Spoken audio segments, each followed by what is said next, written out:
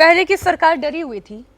विजय जी आप बोलिए। देखिए, सबके अपने अपने फैसले होते हैं। जैसे यूसीसी की चर्चा करें हम, यूसीसी को कोई, मुझे नहीं लगता कि कोई विरोध होना चाहिए। एक प्रोग्रेसिव लॉ के तौर पे उसको देखना चाहिए, और उसको सेक्युलर कम्युनल बनाकर आप एक अलग तरीके की डिबेट कर रहे हैं। लेकिन कॉन्स्टिट्यूंट, मैं हमेशा कॉन्स्टिट्यूंट, जो हमारे कानून आज की तारीख में जिस पर हम बहस करते हैं वो पैरामीटर्स होते हैं हमारे कॉन्स्टिट्यूंट असेंबली के। मतलब हो सकता है हम उसको खारिज करें, क्योंकि उन्हीं को खारिज करके हम नए कानून बना रहे हैं। कॉन्स्टिट्यूंट असेंबली में आर्टिकल 44 में क्या कहा गया यूनिफॉर्म सिविल कोड को लेकर? यदि संविधान निर्माताओं को लगता कि यूसीसी सबसे इंपॉर्टेंट है तो इतने कानून बनाए थे, इसको भी बना देते, ठीक है ना। लेकिन उन्होंने नहीं बनाया, उन्होंने उसको प्रिंसिपल डायरेक्टिव प्रिंसिपल्स में डाला, आर्टिकल 44 में डाला। इसका मतलब कि जब वक्त आपके पास आए, हिंदुस्तान जैसे बदलता जाएगा, जो माहौल, जैसे हर चीज ने भी जिसका जिक्र किया, क्योंकि उस समय जो हम माहौल से गुजरे थे उस समय इसकी जरूरत नहीं थी। लेकिन क्या अब हम उससे आगे नहीं बढ़े?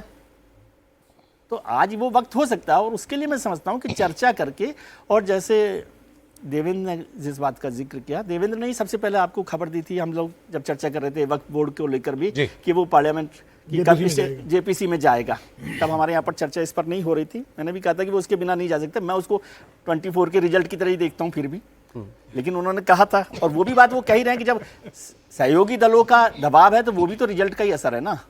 बिल्कुल, वो भी रिजल्ट का ही असर है। और यूनिफॉर्म सिविल कोड पर 1 दर्जन से ज्यादा मामले जेपीसी को गए हैं सरकार के। ऐसा नहीं कि पहला मुद्दा है जो जेपीसी में गया। नहीं, मैं बताऊं, जब प्रचंड बहुमत था तब भी गया था, और जाना चाहिए था इसको। ये ऐसा मुद्दा था कि जेपीसी से होकर आएगा तो इसकी जो है अथॉरिटी ज़्यादा होगी, वैधता ज़्यादा होगी, इसकी मान्यता ज़्यादा होगी, इसलिए ज़रूर जाना चाहिए था। वो तो जेपीसी में जाना ही चाहिए। मैं तो बल्कि इस बात के लिए, इसमें कोई खराब बात नहीं हुई, और मैं इसको झटके के तौर पे भी नहीं देखता। सरकारों को ये करना चाहिए। लेकिन 15th लोकसभा में 71% बिल जेपीसी में जाते थे। जेपीसी मतलब स्टैंडिंग कमेटी में, सेलेक्ट कमेटी में, पार्लियामेंट्री कमेटीज के पास जाते थे। 71%।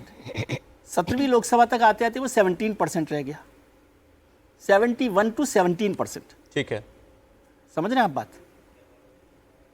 एवोल्यूशन तो वो उसको आप देखिए। इसलिए सब बातों को तथ्यों के साथ रखा जाना चाहिए, और मैं तो कह रहा हूँ पार्लियामेंट्री कमेटीज के पास जाना ही चाहिए, क्योंकि वहां सब लोग उसको डिस्कस कर रहे हैं। ये बिल जो है किसी एक राज्य के लिए, किसी एक धर्म के लिए नहीं है। कोई भी बिल, चाहे यूसीसी भी हो, सब हो, देश के लिए है ना। ठीक है, हम सब काम देश के लिए कर रहे हैं। तो और देश में ये मानना कि सिर्फ आप ही देश का ध्यान रखते हैं, ये ठीक नहीं है। पार्लियामेंट्री स्टैंडिंग कमेटी इसीलिए बनी जाती है कि वो सब लोग उस हित पर 370 के संदर्भ में सौरभ एक चीज जरूर ध्यान देने वाली है कि बीजेपी की सरकार 14 से 19 के बीच में भी थी, तब भी बहुमत था, अपने दम पे सरकार थी, तब क्यों नहीं हो पाया? सही बात। 19 के बाद ही क्यों हुआ? इसमें मुझे लगता है कि अब बहुत नज़दीक से उसको देखने के बाद कि इसमें कंट्रीब्यूशन के हिसाब से अगर देखें तो एक व्यक्ति के विल पावर का ये कमाल था। वो व्यक्ति है गृह मंत्री अमित शाह। कभी विस्तार से बात हुई तो आपको बताऊंगा जिस तरह की डिजाइनिंग उन्होंने की। जब ये होम मिनिस्टर बने तभी हुआ। जब ये होम मिनिस्टर बने तब हुआ, और होम मिनिस्टर बनने के ये कह रहे हैं आप साथ कि अमित शाह को होम मिनिस्टर इसलिए बनाया गया, बदला गया मिनिस्टर, होम मिनिस्टर बदला गया इसलिए?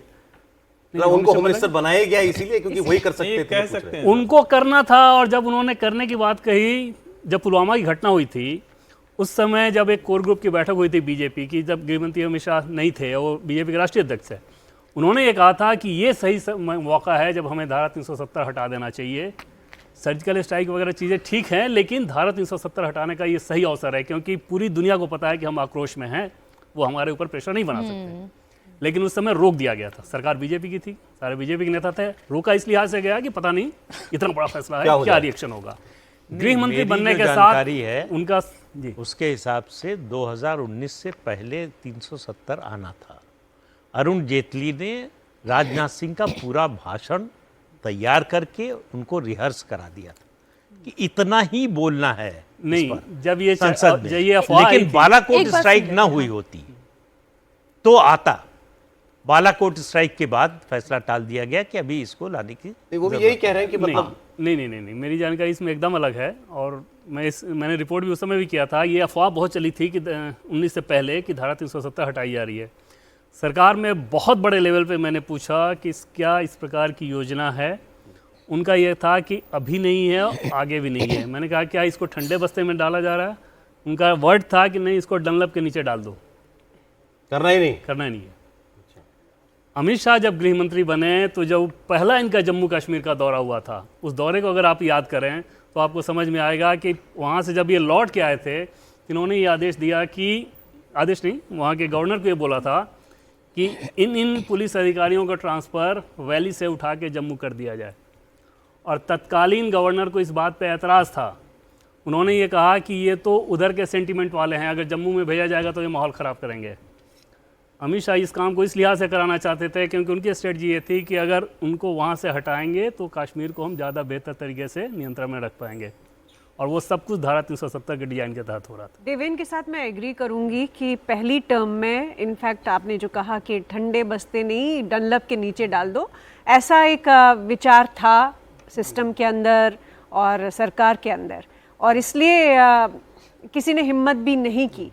बहुत सारी बाकी सारी चीज़ें हुई, टेरर फंडिंग आपको याद होगा, उस पर क्रैकडाउन हुआ जब मुफ्ती सरकार गिर गई, बीजेपी और मुफ्ती की इकट्ठे की सरकार थी, कोलिशन थी। लेकिन ये सही है कि गृह मंत्री अमित शाह जी ने जो विल पावर और डिटर्मिनेशन दिखाई वो 1947 के बाद मुझे लगता है किसी और गृह मंत्री ने नहीं दिखाई 370 के ऊपर। ऑल टाइम अगर बेस्ट होम मिनिस्टर का चुनना होना कुछ लिस्ट बने तो उसमें गृह मंत्री उस बारीकी को देखिए और सुनिए तो समझ में आएगा कि क्या देवेंद्र कंफर्म कर सकते हैं, अमित शाह जी का इसमें पूरा कंट्रीब्यूशन है। मतलब उसको ऐसे बोलना ठीक नहीं जो मैंने सवाल पूछा था, लेकिन अमित शाह का कंट्रीब्यूशन को आप इसमें इग्नोर नहीं कर सकते। उनकी बहुत महत्वपूर्ण भूमिका रही इसको पुश करने में। एक चीज़ और कंफर्म मैं करना चाहता हूँ, मुझे जो जानकारी मिली कि 40 अपोजिशन एमपीज को विदेश यात्रा पर भेजा गया जब ये बिल पास किया गया था। वो कारण मैं नहीं बता रहा, लेकिन ये एक घटना हुई थी।